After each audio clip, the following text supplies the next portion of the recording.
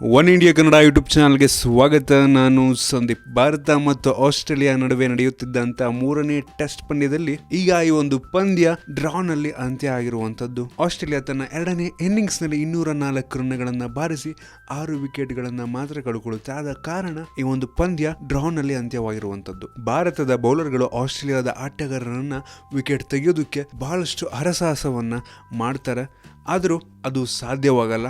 ಭಾರತದ ಪರ ರವೀಂದ್ರ ಜಡೇಜಾ ಅವರು 4 ವಿಕೆಟ್ಗಳನ್ನ ಪಡ್ಕೊಂಡ್ರೆ ಅಶ್ವಿನ್ ಮತ್ತು ಇಶಾಂತ್ ಶರ್ಮಾ ಅವರು ತಲಾ 1 ವಿಕೆಟ್ನ ಪಡ್ಕೊಂಡಿದ್ದಾರೆ. ಮತ್ತು ಈ ಒಂದು ಪಂದ್ಯದಲ್ಲಿ ಡಬಲ್ ಸೆಂಚುರಿಯನ್ನು ಬಾರಿಸಿದಂಥ ಚೇತೇಶ್ವರ ಪೂಜಾರ ಅವರಿಗೆ ಮ್ಯಾನ್ ಆಫ್ ದ ಮ್ಯಾಚನ್ನು ನೀಡಲಾಗಿದೆ.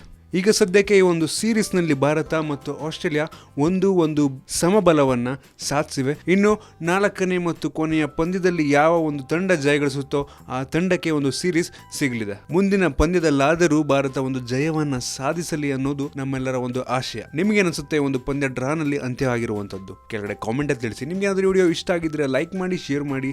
ಇದೇ ರೀತಿ ನಮ್ಮ ಬೇರೆ ಬೇರೆ ವಿಡಿಯೋಗಳಿಗೆ ಒನ್ ಇಂಡಿಯಾ ಕನ್ನಡ ಯೂಟ್ಯೂಬ್ ಚಾನಲ್ಗೆ ಸಬ್ಸ್ಕ್ರೈಬ್ ಮಾಡಿ. ಧನ್ಯವಾದ.